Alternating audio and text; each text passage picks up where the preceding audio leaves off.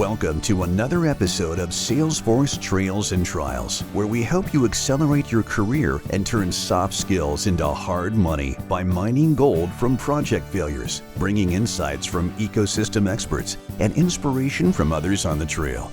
Now joining us with over 20 years in the ecosystem, please welcome our host, John Klein. Welcome to another episode of Salesforce Trails and Trials. I'm delighted to walk through a Trailblazer story today with Janeen. Welcome. How are you doing today? I'm good. How are you? Doing excellent. Well, that background Good. makes me feel even better. It's my happy place. The sun's not always out like it isn't out today, but it's nice to have the green behind me. Yeah, no, I love it. And what a great backyard to have access to. Well, Janine, it's been an eventful year, and I want to go back far before this year and learn a little bit more. When did you first think about, I have kind of a technical mind, that this is something that might be interesting for me to get involved with? Without giving away too much, you never ask a lady her age, right? I, it's not like there was a lot of technology growing up when I was a kid from like a school standpoint. So I often like to say it's not like today when you say, "Oh, what do you want to be when you grow up?" And kids today say, "I want to be a computer programmer." I mean, that wasn't really among the options we thought of to choose from. It was like a doctor or a firefighter or an astronaut. We Mhm. weren't maybe that creative. There wasn't this big, broad group of ideas that we could think of. And so by the time I got to the place where I had to choose, I didn't really know. I thought about maybe being an actress, having grown up in LA Mhm. and Mhm. having started doing that my whole life, basically did a lot of stage work and, knew the movies. I knew that was a thing you could do. But I mean, like I said, my world wasn't that big. And so I didn't really know what else to do. And I didn't really have great grades. And I didn't really have a big idea. And didn't really I didn't really have a lot of direction. So I kind of meandered my way through, what do you call that? City college. Mhm. Um Yeah, were you and then I exploring, like, just kind of, one of the benefits of not having kind of a hard trail to go on is, and because I think when I was a kid, I thought I wanted to be a baker because I thought how cool to always have one Yeah. extra on every dozen that I can eat Ooh, myself. I like that. But I also I had a like that. similar aspect of, when I was in my 1 year of school, I didn't have a hard path to do. And so I was able to kind of explore and find, let's try this class and see what that's about, or let's try this. Did you find some of that? I mean, it was probably a little bit harder than that. I kind of was a little bit directionless, a little bit. I mean, honestly, I think, in some ways it goes back to like, you don't really know what you don't know. Like growing up, I definitely had a way with the VCR. Hmm. I mean, my dad really liked to bring home tech. He was really kind of tech forward in some ways. Like we had his Texas Instruments computer and Hmm. we liked to play games on it and you could program it in BASIC. We had You could actually program it to a cassette tape player, Okay. which people Yeah. don't even know is like, and I would program it to do things like count and do weird things like that. But like I didn't really think anything of it. We had an Apple IIc, which we could make it do dot matrix cards. And so we'd make our own cards and play Where in the World is Carmen Santiago. Hmm. And that was fun. I mean, but didn't really think much of it. There was no internet. There was no, Hmm.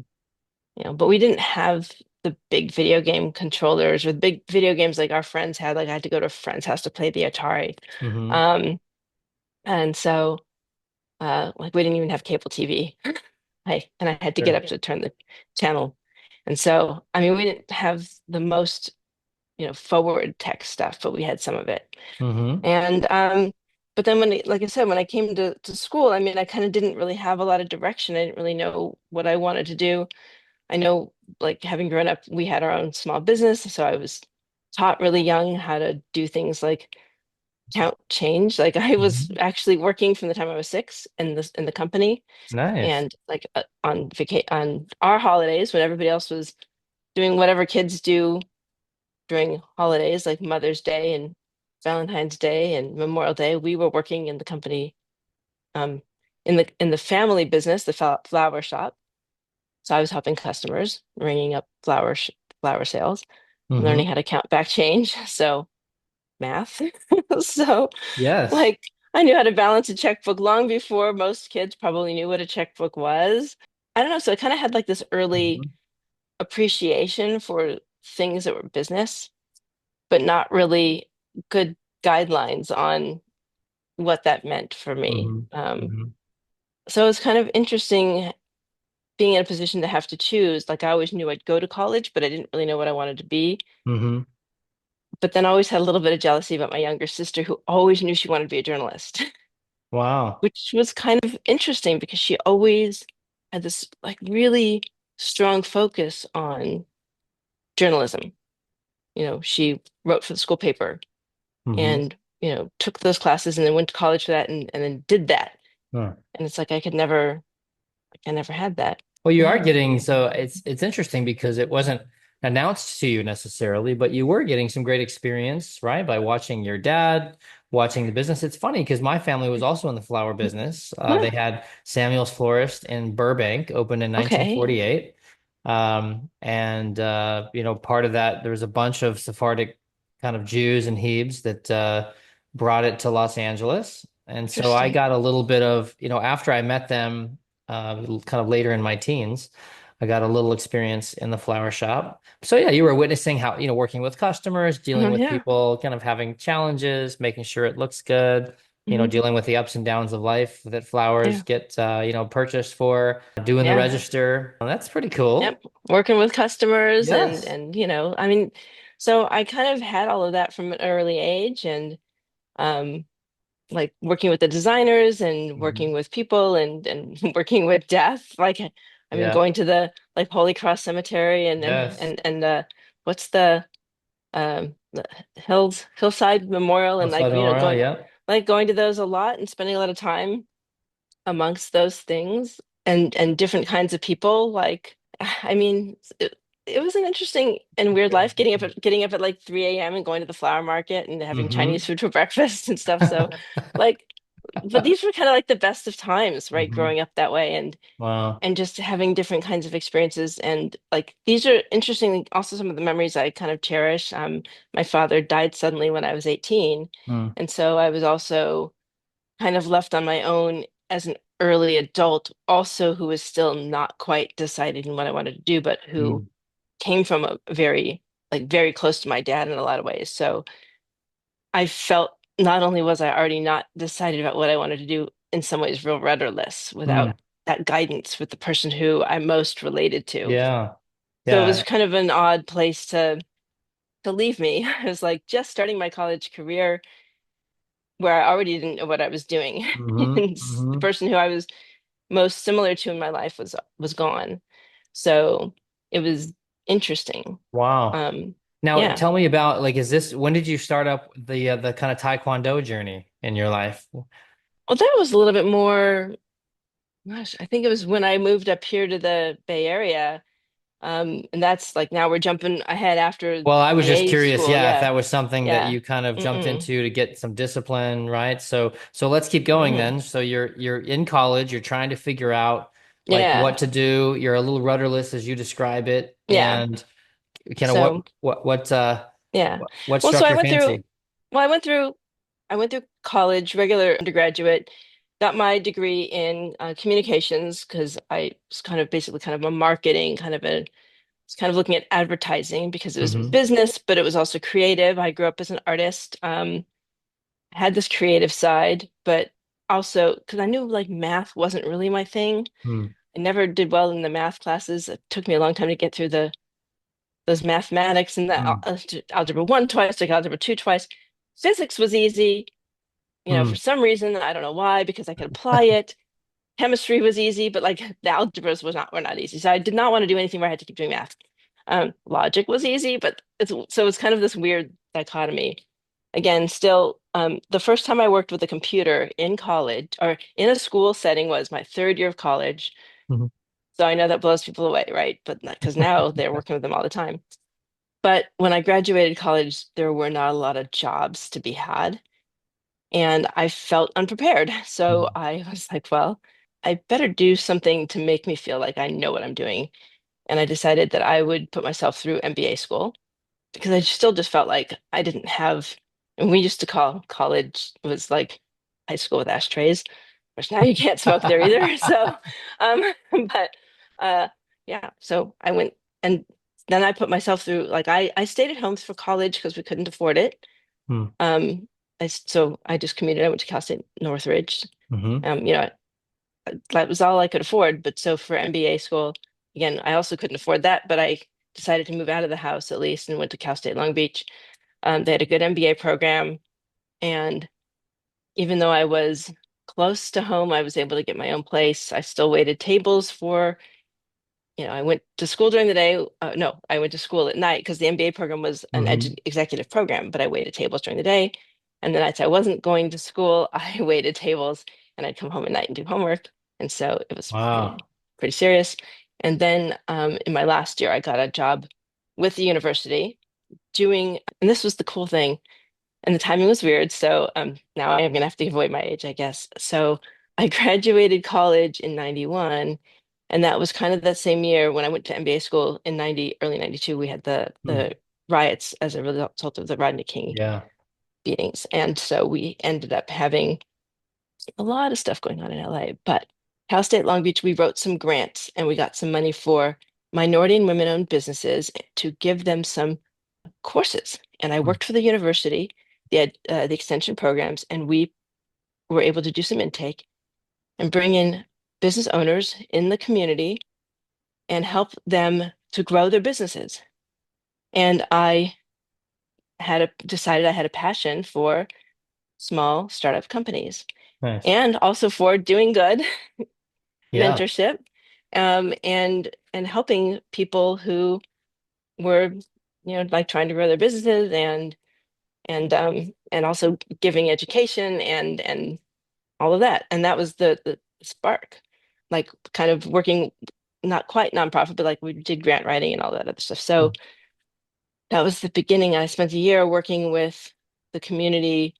Um, uh, I think we did between 30 and 50 women and minority owned small businesses to put them through and give them free education and help them grow their businesses. Nice. Was And any that was what were the amazing. topics you were educating them on? Were there any technical components, or was it just Well, kind of I business mean, marketing? it was 93, 94. So Yeah. it was anything that they really needed, Sure. anything that the university offered in their Hmm. extension programs. So sometimes there were courses like, I mean, I actually, while I was there, did a certificate in Photoshop at the time. I don't remember Hmm. which version of Photoshop it was, but like, so I did it. It was, I think it was called like, I mean, I think it was like a certificate in graphics design, Okay.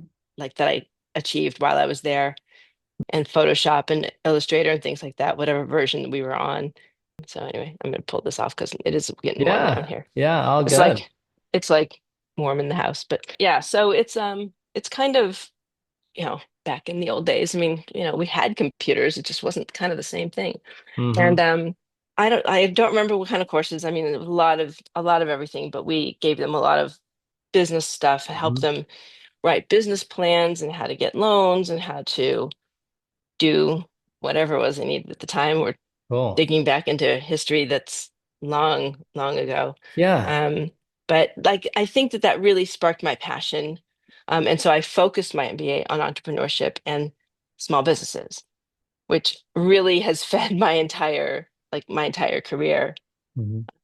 And so when I graduated from from Cal State Long Beach, and I actually did really well in school, which is the first time I ever really did well in school. Hmm. Um, and I thought it was really because I felt like all the classes made sense. They related to each other as opposed to Hmm. just being a bunch of random classes that didn't seem to have any relationship to each other. I was also recruited into the Pacific Bell had an accelerated managers program. And for those of you who don't know Pacific Bell, um, it's a long story. But anyway, they used to be phones and you used to Hmm. pick them up and they used to be connected to the wall. Just kidding. Um, Yes, they're called POTS, plain old plain old television telephone service, service. telephone service. Yes. And there used to be this thing called dial tone, and we used to have to tell people that it would come in buckets. And sometimes when there's no dial tone, it's because the bucket ran out.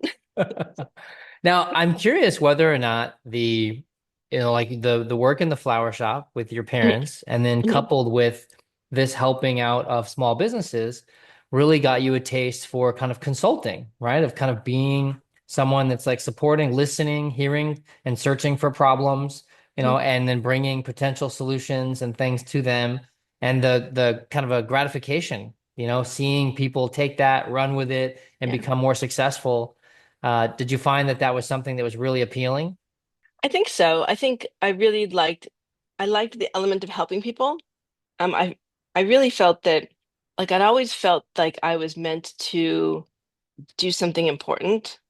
I'd always hoped that I would do something important with my life, that I would help people achieve their goals, that I would somehow make their lives better, that I would at least leave this planet a better place than the way I found it in some Hmm. way. Um, that somehow I would, you know, be meaningful in some way. At least I'd hoped that. Um, I don't know if that's the case for anyone, ever will be the case, but I guess I always kind of keep hoping that, somewhere out there I've made somebody's life a little bit better in some Yeah. way. Well, Um, it's my belief that the real impact that people make in lives is often in the micro.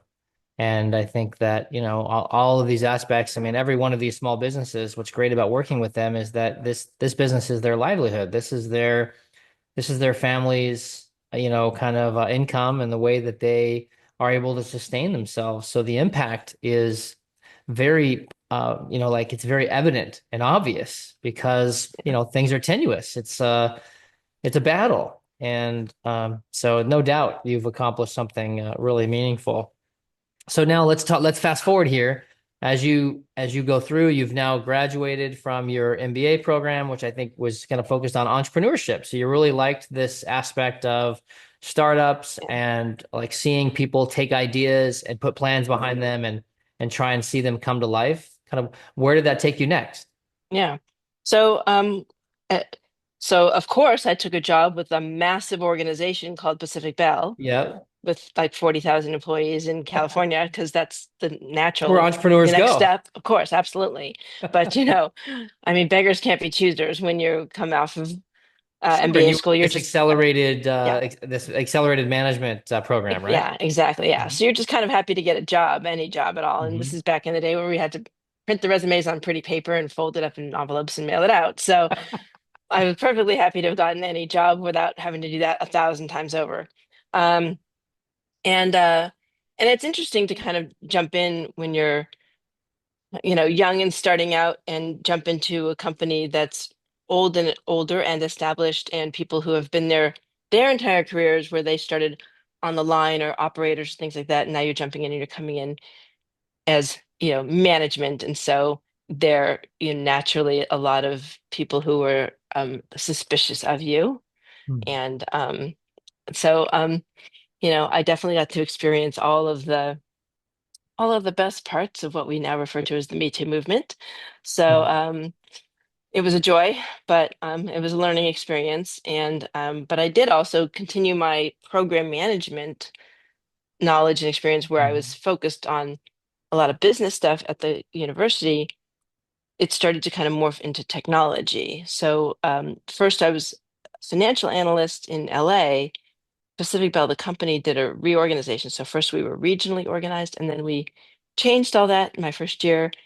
Well, we had this nice big earthquake in LA, and Mhm. then we were reorganized, and that changed to be functionally organized, Mhm. and I moved into a group that was based out of the Bay Area, and I came up to the Bay Area to work in that group. And the purpose of that group was we were called like Standard Desktop. And this is 1995-ish, give or take. And because everybody across Pacific Bell had all of these different tools. Mhm. Some had Microsoft-based tools, and some had, what was the other one, where it wasn't Excel, but it was the Lotus. Lotus, right? All the Yeah, Lotus Lotus-based one, two, tools, three. right? Lotus 123 tools. And some had internet, and some didn't have Mhm. internet. Some you're using email, some weren't. Yep. And some had computers and some didn't. and some were networked and some weren't. And so I was part of a team of people who was working to get everybody in across the company standardized on Standard some desktop. tools, standard Yeah. desktop, getting everybody tools. Not only was I in a new town, because now I lived in the Bay Area and not Mm. LA anymore, all this technology. And also, Pacific Bell was very worried about Y2K. Mm. So there's people dealing with Y2K. Do you remember that? Oh yeah. And and we were also trying to get like come and the internet and all of this stuff. So, and I was doing a lot of other regular projects too, but building things out for our infrastructure. But in my spare time, in my spare time at work, I would go down and I'd hang out with folks building out the LAN and the WAN and understand what that meant and Yeah. understand about messaging and the exchange servers and try to build up my knowledge about what that all meant. Yeah, you And were becoming like super IT gal. yeah, I was just digging in and being really annoying, I'm Mhm. sure, and trying to learn about that. And at home, I'd go home and I'd log into the internet, put my dial in through AOL, that sound, and then go into chat rooms and I'd be like, how are you making it blink? How are you making it bold? How are you making it blue? And taught myself HTML, Java, Nice. and JavaScript. So I was learning on a lot of different fronts without really knowing why or what I was doing Mm. necessarily, but just kind of teaching myself stuff. I've always had a curiosity. I've always liked learning and just kept doing that and was doing a lot of technology projects, not only these big projects, but these smaller projects on smaller scales at Pacific Bell over the next years, until I really realized a couple of years later that well, Pacific Bell was still doing a lot of project-based things in things like C sharp or C++. The world was doing things on the internet. Mm. And I said, Hmm. I think I know where the future is. After leaving, I took a job at a consulting or as a contractor Hmm. at Cisco from there. I left Pac Bell and took a job building things on the internet Another and have small company to, yeah, another work small, your well, entrepreneurship. Yes. small at the time. It was like 10,000 people. So, it was kind of startup-y, all things considered.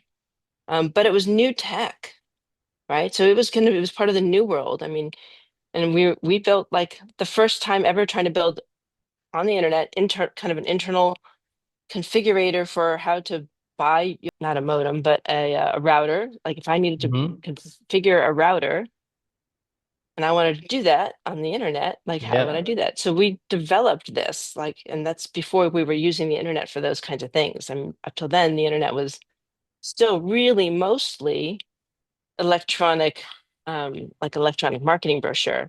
Hmm. It was like Because my Yahoo job, Directory. yeah, I mean, because my Yeah. jobs after that were more like that. But Hmm. internally, I built a configurator for how I would make a purchase and configure my router. But that was fun. Like that was great. So we were really kind of pushing the edge of that.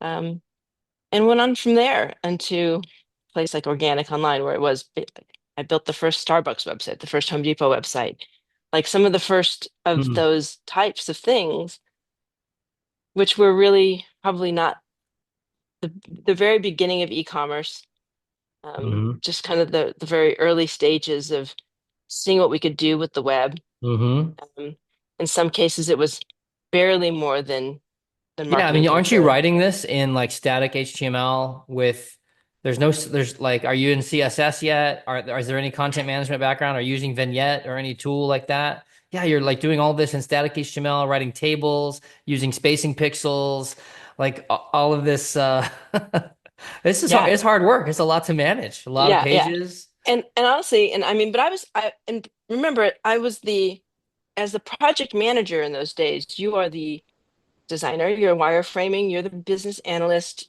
So you're the what we now might call a technical PM. Um, you're doing the UX design, you're doing the Hmm. testing.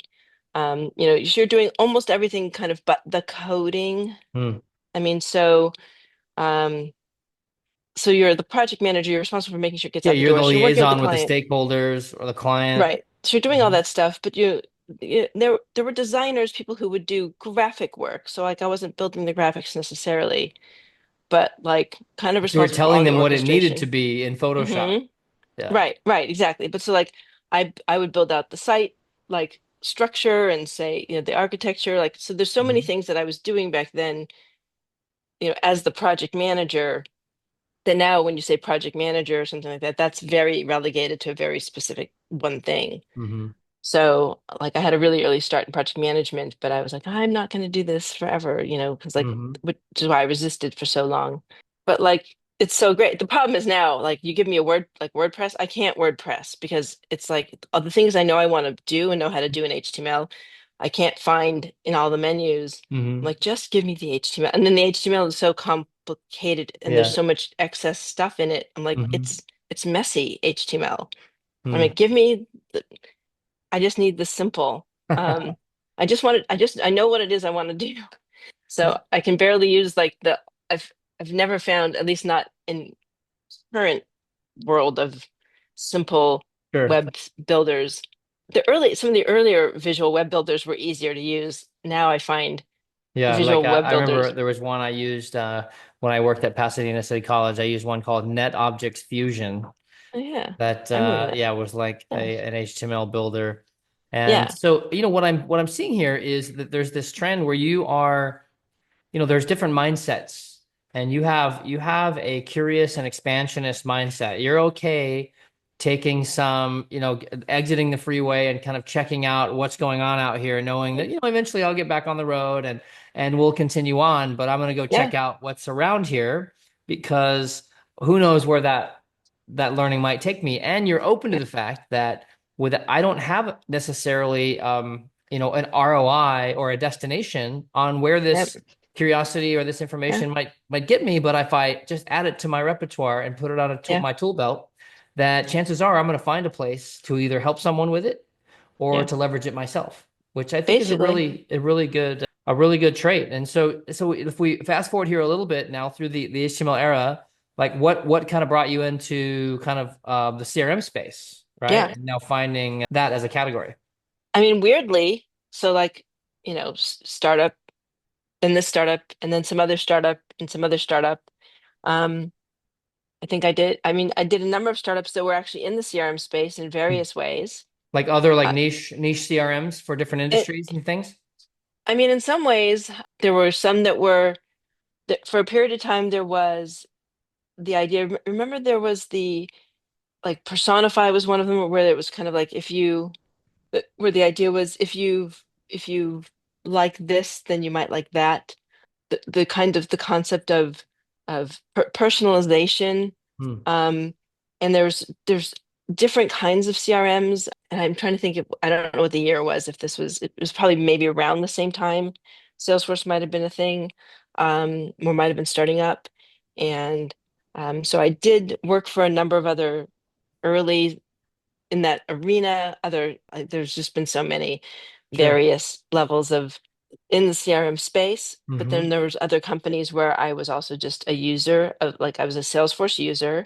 I think I used it when I was at eBay. I was at PayPal briefly, eBay. I was at another small company where we did some other thing. I was a heavier user, and we also used it for some back end stuff.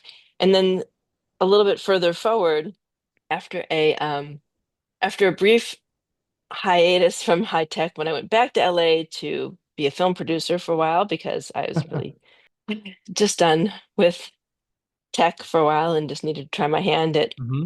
something different. And And that's when you made a Karate Kid, right? Just kidding. yeah, right. Yeah, no. Well, I mean, and I will tell you that it was, I can't remember exactly what year it was when I started the Taekwondo, somewhere in the late 90s, I guess. Because, so I know one of the driving forces for me is that I'm driven by my achievement. I can't just go and get on a treadmill. Like, I actually hate working out. And so just getting on a treadmill every day isn't really enough motivation for me to do it. But like the concept of achieving the next belt level, Hmm. some people like to collect certifications. It's kind of like Sure. the same thing. Okay. So it's like achieving the next belt level was helpful. Hmm. Learning something new, learning that they're called paw gaze, which is like a dance routine. I mean, so like you're learning these motions. And you're strengthening, so it's strength Yeah, you're learning training, how to and control your body yeah, and to like exactly. discipline Yeah, yourself into these motions. exactly. Plus, it's like it's engaging my mind Mm, because it's just the treadmill is mindless, weightlifting is mindless. Doing something like Taekwondo, it's like you have to concentrate. You have to be paying mm, attention. You're gonna get kicked in the face if you're not careful. I mean, so it was kind of that whole mind body thing, but I'm also not good at meditation hmm. because my brain can't focus on anything. We can't be like, clear your mind. No, there's Not happening. no, I can't clear my mind and I can't focus my mind. But if you give me something to focus on, I can. Hmm. Um, so this was great. It worked great for me. I had several stops and starts. I've had some physical injuries over time. It took me a long time to get to my black belt. And in fact, my black belt test was my very last time I was in the studio, because a whole other conversation we could have some other time is I've had over 30 surgeries, including Mm. hip replacement and things like that. So Wow. I couldn't stop without hitting the black belt. It's Mm. important for me to achieve that, but I couldn't go beyond that because of the damage to my body. Yeah. So it's like the brain's forcing the achievement, Hmm. but the body is stopping with Sure. like there's a point. Hmm. So it's a weird problem, but anyway, um, Wow, it shows how much you've overcome though, and just also just such a reminder that, I mean, who would have known that? Who would yeah, have known that without you yeah, sharing it? And yeah, right, and that's just amazing how yeah, much you've endured to get to the point where you've arrived and are still pursuing, you know. yeah. Well, and that's kind of the thing too, is I mean, a couple years back, I started another, user group that I actually couldn't be the leader of because I had my user group already, but Hmm. a couple of the folks are actually running it now. It's called the Ability Group. But the concept behind it was that, not all disabilities are visible, Mm. even if it's physical.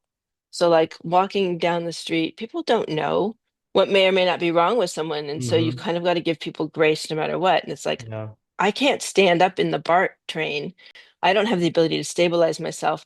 I can't even hold the railing. Mm. I have bad knees, bad hips, bad back, bad arms. Like you can't even see this probably, but like Yeah, I look at see the that. scar. There's a plate in that arm. Both my Yep. both my wrists have been rebuilt.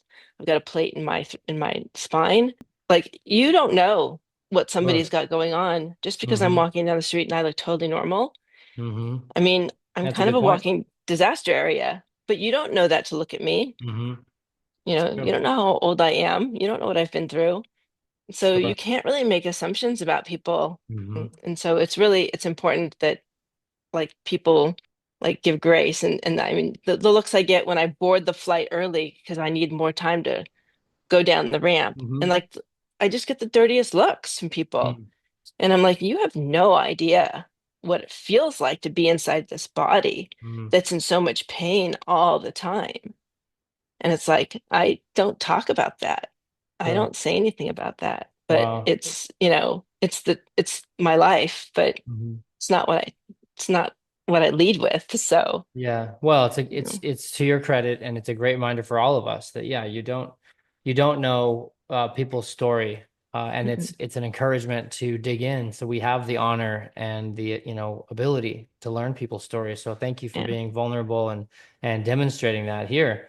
It just gives greater momentum and impact to right what you have been able yeah, to accomplish. So you've gone through these CRM startups yeah, and you've become a Salesforce mm, user now. So you've mhm, kind of yeah, discovered that and found something yeah, unique about that platform. So yeah. kind of where did you So go from there? yeah, so as a user, and then came back and was at a company called oh God, it went through a few name changes, but it was called Rovi at the time.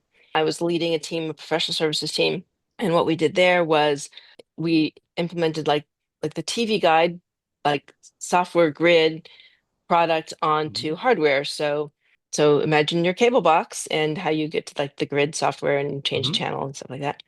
So they own the TV guide software plus the grid and Mm. other things. And so I was with the professional services department. So we were in worldwide. So we were implementing projects for our customers, Samsung, Sony, Mm. Vizio, Comcast, Spectrum, all the so it could be anything. Mhm. And needed a way to manage projects. So I, worked with the internal team to evaluate some tools and talk to my friend, my one of my best friend actually, who worked at the time at Salesforce. And she said, well, we just picked up this tool called PSA. It's actually Hmm. built on the Salesforce platform. So we did our evaluation and I was like, yeah, this seems like pretty good. Hmm. So I implemented that working with a consultant into Salesforce and we started using it internally. But over the course of that implementation, working side by side with this really great consultant. And at the time, I mean, I think Salesforce at the time was pretty much more simple. 2008. He's like, it was not going fast enough for me. I was like, so how do I do this thing? Wait, I'd call him up. I'm gonna go do this. I want to implement this thing over here. We're Hmm. in the sandbox. I want to do this. I want to do this. Where's this thing? So I'd start. I was just self-implementing. I was just at it. Yeah, you need to add some Um, momentum to the yeah, project. because we had one guy doing this Right, implementation. you're every consultant's dream. You're like, my stakeholders getting in and starting to configure inside the org. It's funny too, because I say that now. I'm like, I recognize that I am like the worst nightmare of every consultant. That's why And you're destined to become a consultant yourself. yeah, and I joke because it's because he says to me, I've never seen anybody pick this up so fast. You should go do this for a living. And that, like, the story I tell is he was probably joking. But I pretended he wasn't, and then I went and got a job doing this. So we started working together. Nice. So I started so I was a consultant, and I worked implementing Financial Force PSA Hmm. for, quite a few years with one company. I had a stint over at Marketo, as a BA there, where I cut my teeth in CPQ, Salesforce Steelberg Mhm. CPQ, and broadened my horizons, and then went back to doing more of the Financial Force stuff. But I'd really already broadened my horizons, brought that back in, and it just kind of exploded from there. Yeah, which is Um, great for someone yeah. who didn't think they liked math very much, you know? What does that have to do with math? Well, it's a fine PSA, right? Professional services Oh, automation. There's a oh, lot in there about like math and yeah. reporting and Oh, utilization I, and I guess so. all of that, Well, right? but I became a project manager. I mean, I got my PMP back in 2003 Mm. after resisting, like, I'm not a project manager. I'm not a project manager. I'm not going to do this for a living. But because jobs were so hard to come by back then, I was like, Mm. fine, I'll get the certification, right? And you Hmm. couldn't even sit for that certification exam until you'd had a few years of experience. Mm. And so I think I did that. I think I sat for that exam in 2000. I think it was 2003. And then I was teaching, and then I was actually teaching courses to other PMP, through Hmm. PMI. I created my own exam. I had a whole study guide, created teaching Nice. through that. So there's so many. I got other aspects, but and actually still I mentor people through PMI still. I mentor students through CSULB. I still mentor students through Nice. Good that. for you. But yeah, so I've stayed involved in a lot of Mhm. other things. But yeah, so and I maintain that maintaining that PMP, the 60 PDUs every 3 years. I mean, but like I worked really hard to get that Hmm. certification. I'm not going to let it go. So, and that's evolved over time, of course. But yeah, so yeah, the math stuff's hard, but it's different math. When I can apply it to reality, Yeah, makes sense. it makes more sense, right? Hmm. And that was my struggle in school was It's too math for abstract. math's sake was Yes. hard, Yep. but Yep. math when Understood. it's applied to physics makes total sense. Wow. Good stuff. So let's talk through, and I think I'm enjoying myself. We could certainly talk for hours, Yeah, but you'll I have to do a know lot of editing on this one for we, sure. I don't know. I actually think it's been very interesting. And, but just in the interest of trying to keep it to about an hour, a couple things, right? So let's talk through, I mean, I think your community engagement and your curiosity and what I note here is one aspect that's really a noteworthy feature of all of the successful consultants I've ever met is their ability to not only be curious without a guaranteed ROI at this particular time, but immediately find ways of sharing what they learn and finding avenues to give it to other people. That's a feature I've seen across every successful consultant, and you've explained some aspects of where you've demonstrated that, which is great. I'd like to chat through. You've done a little work with Hike2 and with Clicked.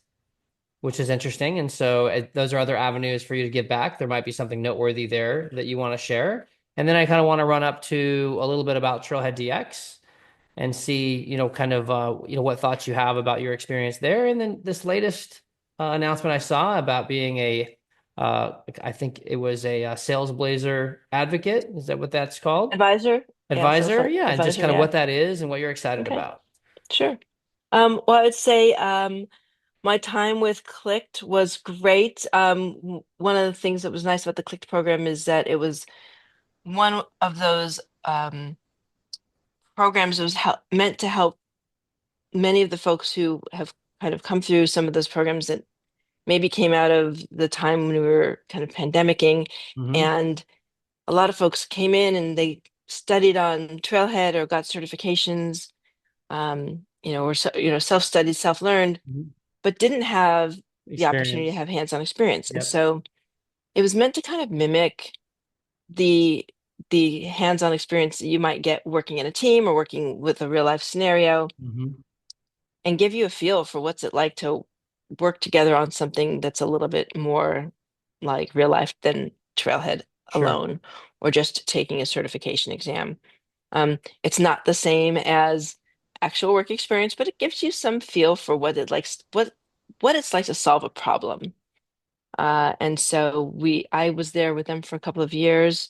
It was supported by Salesforce, but as things happen and Salesforce's focus changed, Hmm. um, that changed. And so I think earlier this year, well, I mean, it happened late last year, but it Clicked was sold and to another company, and we all kind of disbanded. So the program itself is no more, and we're very sad to have seen it go. We helped, I guess, train over 10,000 people Wow. over like 3 years, I think the program existed. Amazing.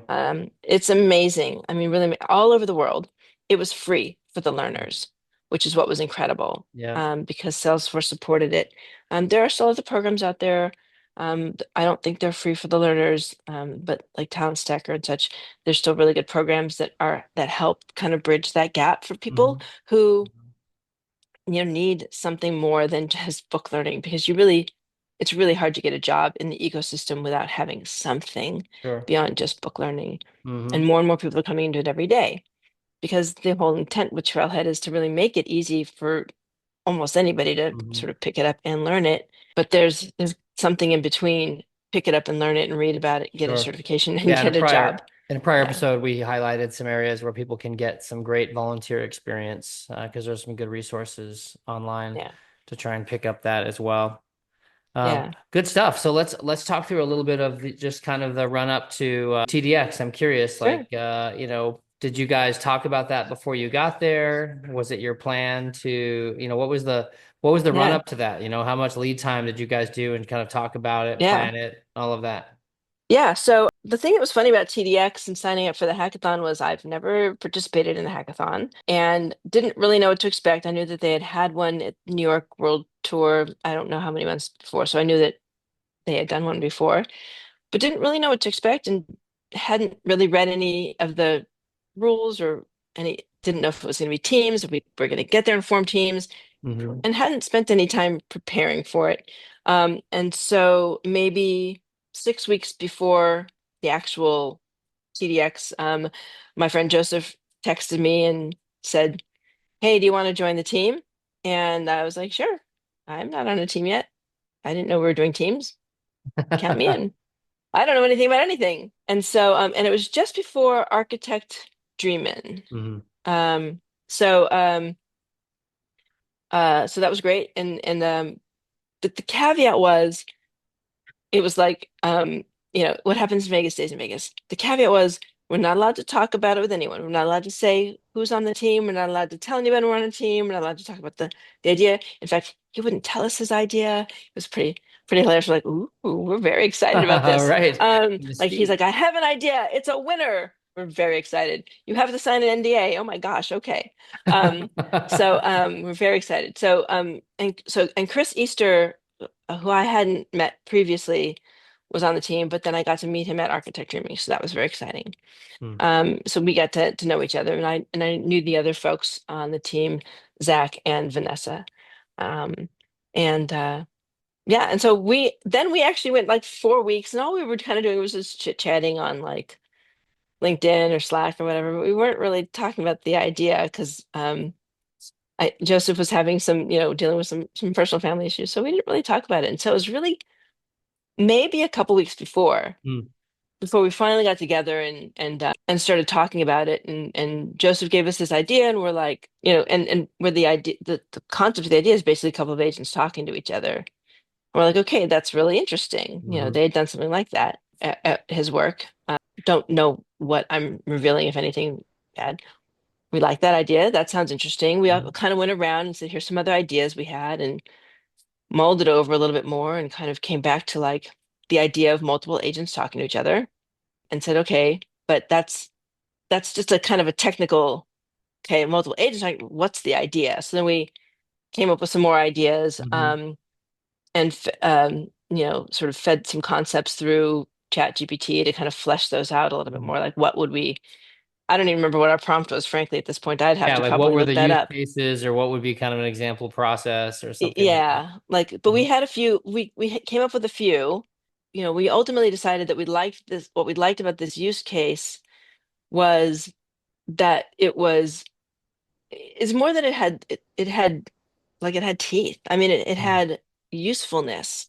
Um, but I think that one of the most important things for people to understand is that we spent a lot of time reading and rereading the rules, right? And part of the rules were like, you know, must have ROI, right? That this has Mm-hmm. to be a useful business, like this has to be useful business case, not just like it's an agent that works, Yeah, it's not but like, some like some technical abstract thing that's kind of neat. It's got to really focus on something that would pay off.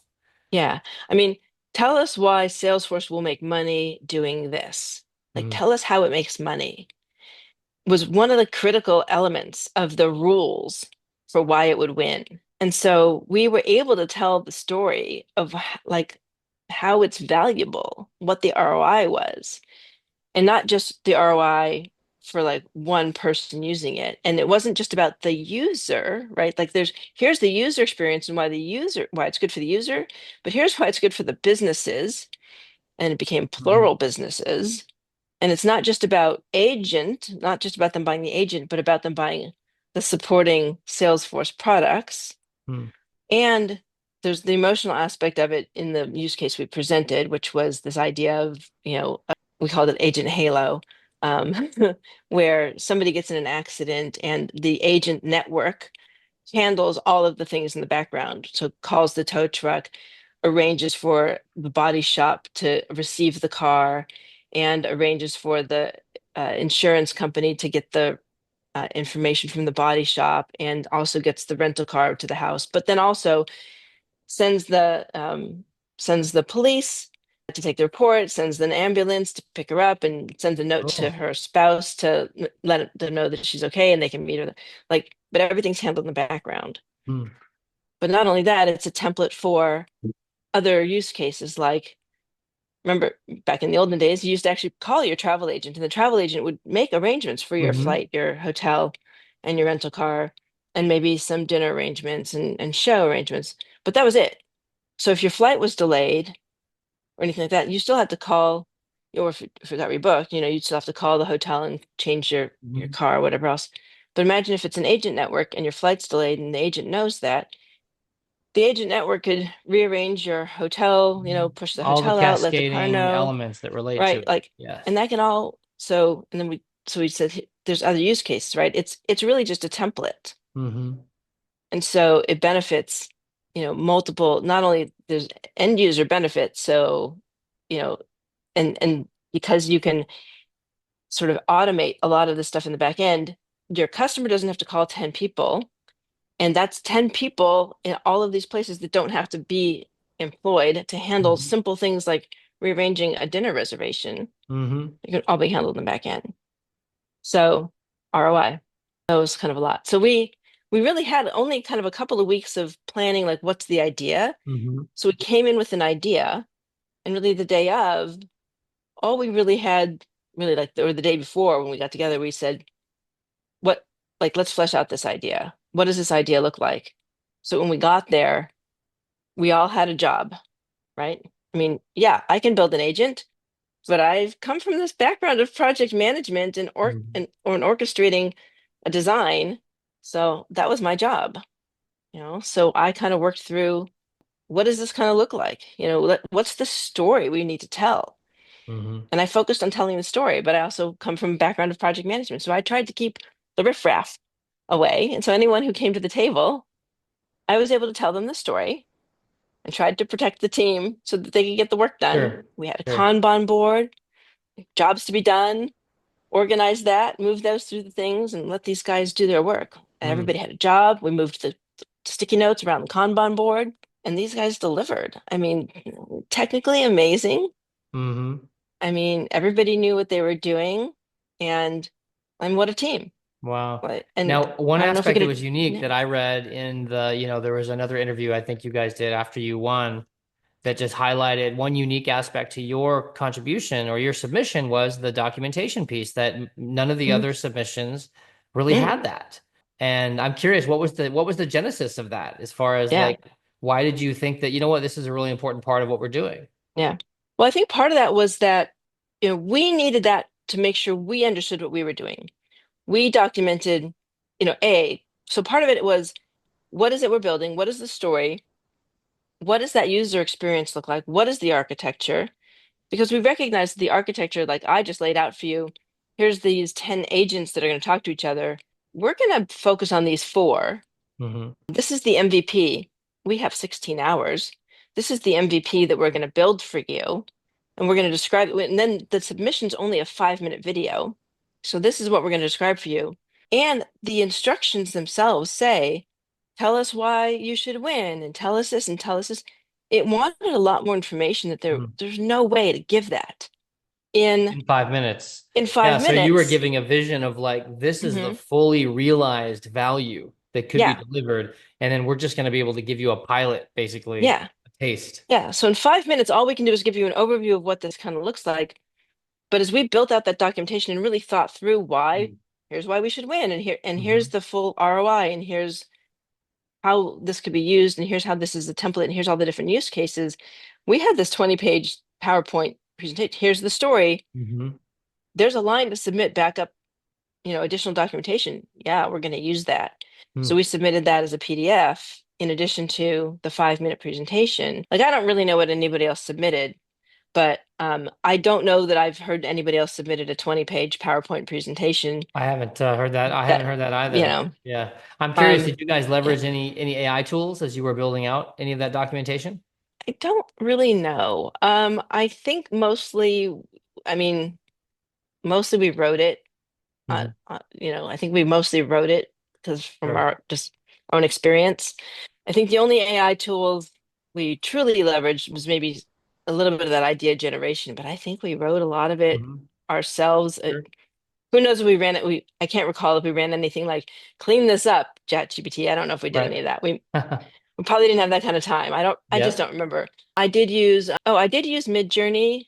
I think I used some Midjourney for generating images for, we did use some Midjourney for generating images for our agent. We created a logo and we created some Mm. logos for the different companies that were represented in there. So I did Nice. use some Hmm. Midjourney for some of that for logo creation because it's like I'm not going to be able to create a bunch of graphics in that amount of time. So And so, yeah, and so so what did. did you guys, so you put all this together, right? And Mhm. you run up right to like the minute that you're supposed to submit, right? And then you submit. What's the first thing you guys did after you submitted? I think we like practically screamed past that. I mean, like we had an intent of submitting, like because it was supposed to be 8 p.m. was I think the end of the thing. Two of the folks on the team were MVPs, and they had like some MVP dinner to get to. So our goal, like we were targeting like completion by like 6, and so I was backing up, like here's when we need to be done with this, Hmm. and it's like we had to keep pushing and pushing and pushing, just trying to get things done by it. And then I think, but then you were doing the recording and then you have to edit it and then it has to render and you're uploading it to YouTube and then you have to do the submission and it's like render. I think when we submitted it was like the timestamp we had 3 seconds to the submission That's what I deadline. I read in think the that's it's what I read in the other really, interview. It was like I down was to the like, last 5 seconds. it was really stressful. I don't like doing things like that, even though I do them really regularly. Last minute like that, that's Sure. kind of I have a tendency for that because, ADHD, because what are you going to do?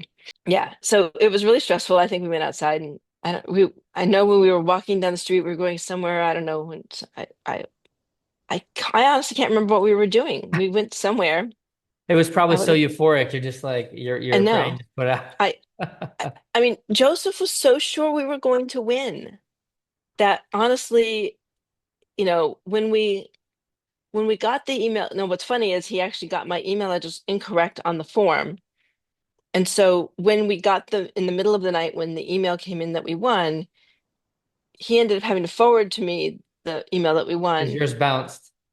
Yeah, because so he forwarded it to me. So I didn't believe it. Of course, and I didn't get it till the morning because I'm smart enough to do not disturb on my phone. So I mean, so presumably he was up in the middle of the night because he was but like I just didn't believe it because I'm like, yeah, okay, nice, it's a good joke.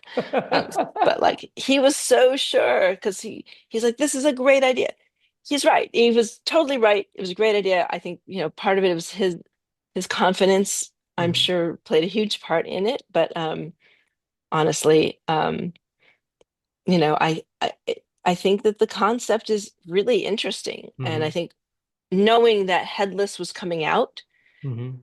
played a huge part in thinking that this was a good idea, even though we built it, like in our documentation, we said in the future with headless that this is how that would Yeah, it be was very built. future thinking. Yeah. Yeah, I mean, we couldn't have we didn't build it that way because we couldn't, it didn't exist yet, but we said headless is coming. Sure. We know headless is coming, and that would be how this would be Hmm. built. But we're going to demonstrate this as though there were front ends on this because we don't know Hmm. how else to demonstrate this. There's no other way. I mean, it's based on an idea. It's based on something that was kind of done in some way that I don't have knowledge of what that exactly was, but it was definitely based on Sure, some kind of pattern that something. existed. Yeah, I mean, it's coming. It will happen. Wow. You know, Well, congratulations on that. It's a thanks. big milestone. And Definitely a team effort. I mean, yeah, but of course. it was a lot of fun. It was a great team. I got to know these guys so much better. And that was, I mean, to me, that's the big part of the win. I only did it for fun, but I really enjoyed getting to work with these guys. Hmm. Brilliant. Just a shout out to Joseph, Zach, Vanessa, and Chris. Brilliant folks in the ecosystem who, without the Salesforce ecosystem, without community, I wouldn't know these guys. Mm. And the community is just so much better for their participation here. And so that's just the power of our community. So it's lovely just to have the opportunity to know them and to work with them and to do something like this. It's just so much fun. No, it's beautiful. So as kind of in your day to day today, what problems are you looking to solve? And, how can people connect with you further if you'd like? Well, let's see. Problems I'm looking to solve. There's a lot of problems this world's got. I'd like to solve all of them. I don't know how. I'm sure a lot of people feel that way. In the meantime, Salesforce related problems, I'm probably a little bit closer to being able to solve some of those. Right now, I'm working a lot on with the going away of the sale of CPQ. I'm Hmm. starting to lean more into RCA, even though I'm resisting and I'm gritting my teeth and I'm digging my heels in about it. I'm probably starting to learn more RCA stuff. So RCA, but I'm really leaning hard into Agent Force. I'm spending a lot of time doing that. At the moment, I'm still independent, but I'm spending a lot of my time with the Hike 2 folks, and we're leaning hard into that. We've got a lot of great opportunities that we're looking at, but Hike 2's focus is on the legal and compliance space. Hmm. So if you are in that space, that's a great place to go, and I can help you out there. But if you're anything else, just reach out to me otherwise, and I can certainly help point you in the right direction if Hike 2 is not the right folks for you. But they're pretty flexible. They'll take a lot of different things. So, but you can reach me on LinkedIn. I'm pretty easy to find. That's the best way to reach me. I'm on a lot of the Slacks. If you're on one of the Slacks, find me there. LinkedIn's the easiest way. Yeah, well, it's been a pleasure just hearing about your journey and what brought you here. And I think there's a tremendous amount of as you know, as the audience looks to grow their own Salesforce career and become more mature and really to be ready for those unexpected opportunities that come in our professional lives.